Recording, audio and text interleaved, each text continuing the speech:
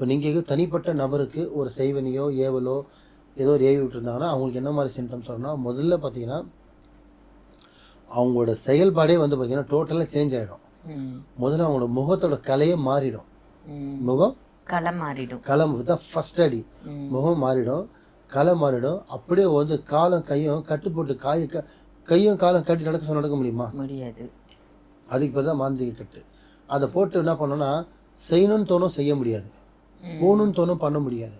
அது மீறியே இவங்க போனான்னா போகிறதுக்குள்ள அந்த வேலை முடிஞ்சிடும். ஸோ அதுக்கு பேர் தான் தடை போடுறது. அதான் என்ன ஆகுனா, இவங்க சரி அது மீறி எந்திரிச்சு வேலைக்கெல்லாம் போகணும்னு நினைக்கும் போது பார்த்தீங்கன்னா அங்கே ஏன்னா ஒரு தடை வந்துடும். அப்படி கிட்ட போனால் தடை வந்துடும். இல்லாத விஷயம் நஷ்டத்தில் முடியும்.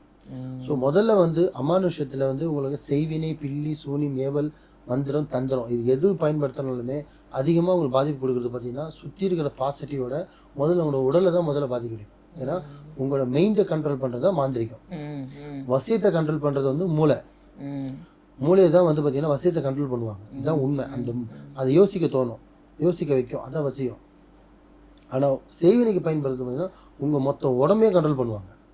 மூளை மட்டும் இல்லை, மொத்த பாடி மொத்தம். ஆமாம், அதுக்காக தான் பார்த்தீங்கன்னா அவங்களோட துணி காடி மண் அவங்க பேர் வச்சு பொம்மைக்கு உருவேற்றி அவங்க துணியை மாட்டி அந்த துணியில் சுற்றி அவங்க பேர் வச்சு காடி மண் வச்சு அவங்க முடியை வச்சு அந்த பொம்மையில் அடித்து இவ்வளவு செஞ்சு அந்த நபர் பேர் அந்த பொம்மைக்கு வைப்பாங்க.